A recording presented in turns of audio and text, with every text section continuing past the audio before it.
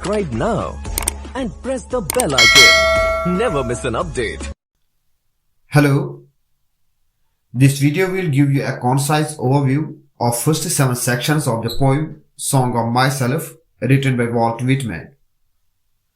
First of all, let's have a brief introduction to the poem. The poem is a major work included in Whitman's collection of poems Leaves of Grass. The poem was first published without sections and title in the first edition of Leaves of Grass in 1855. In the second edition in 1856, the poem was titled as Poem of Walt Whitman, an American. The title was shortened to Walt Whitman in the third edition in 1860. In the fourth edition in 1867, the poem was divided into 52 numbered sections. In the last edition in 1891-92, the poem was titled as Song of Myself. The number of sections is generally thought to mirror the number of weeks in the year. The poem is a celebration of the self and a reflection on the interconnectedness of all people and nature. It is a celebration of the human experience and a call to appreciate the diversity and unity of life. The poem is known for its themes of self-discovery, democracy, and the oneness of all existence. Let us now look at the summary of section first. The first section begins when Whitman expresses his intention to celebrate and sing about himself.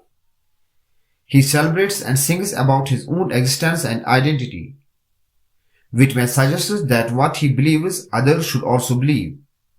Every atom that makes up Whitman also belongs to everyone else and is inherently good.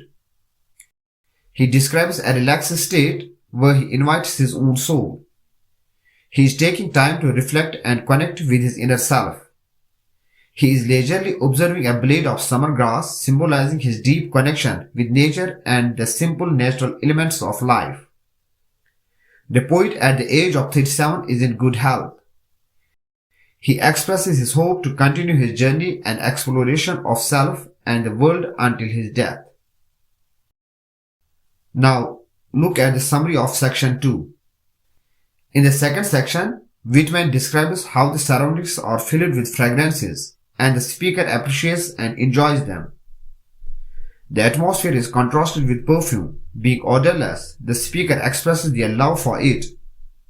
He mentions going to the bank by the wood, becoming undisguised and naked, and having a strong desire to be in contact with the atmosphere.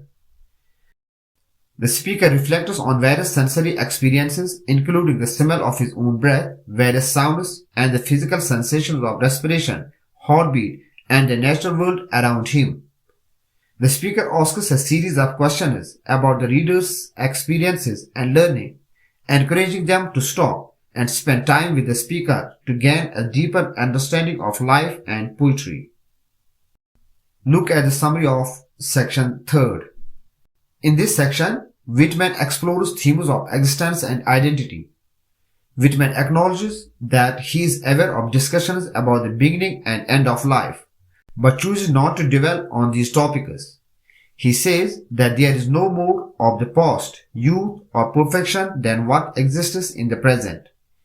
He rejects the idea of future heavenly or hell status, emphasizing the significance of the present. He remarks that trying to distinguish the best and worst ages troubles people, but he remains silent and content in the knowledge of the perfect balance and harmony in the world. Whitman celebrates the worthiness of every part of himself and of every healthy and clean person, rejecting the notion of any part being unworthy. Look at section 4.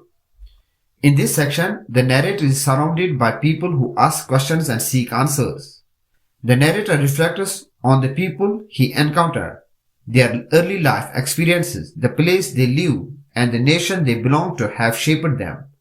The narrator is affected by everyday aspects of life, such as their meals, clothing, the company they keep, their appearance, compliments they receive, and the responsibilities they have.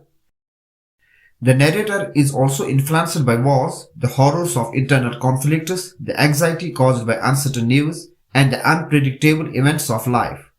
These influences and experiences come and go throughout the days and nights of the narrator's life. The narrator does not engage in ridicule or disputes, but rather observes and waits for what the future holds. Look at section 5. In this section, the speaker is expressing a belief in his own soul and emphasizing that he should not degrade himself to please his soul, nor should his soul lower itself to accommodate him. It conveys a sense of self-respect and equality between the self and the soul. The speaker invites his soul to relax with him on the grass and seek a peaceful, unspoken connection, valuing the soothing and comforting sound of his soul's voice.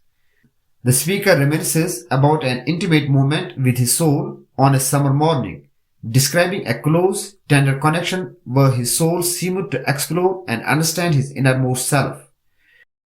The speaker then feels a connection to God, seeing the hand of God as a promise of his own existence.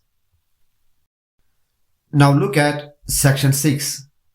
In this section, a child asks the speaker about the nature of grass, and the speaker admits that he does not have a complete understanding of what grass is, just like the child.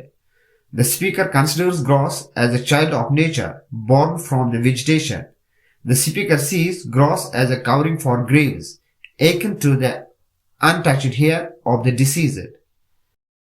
Then the speaker wonders about the fates of people of all ages and genders. The speaker believes that life continues in some form beyond death, and even in death, it contributes to new life. Death is not an end point. It is part of the cycle of existence. Look at the section 7. In this section, the speaker questions whether anyone has considered it fortunate to be born into the world. The speaker says that it is just as fortunate to die as it is to be born, and claims to have knowledge of this fact. The speaker observes a variety of objects, all unique and valuable in their own way. The speaker finds goodness in the earth, stars, and everything associated with them. The speaker says that he is not just a part of the earth or any of its associated elements. He sees himself as a companion to all people, and believes that every person is as immortal and boundless as he is. The speaker then urges people to reveal their true selves without shame, guilt, or feeling outdated.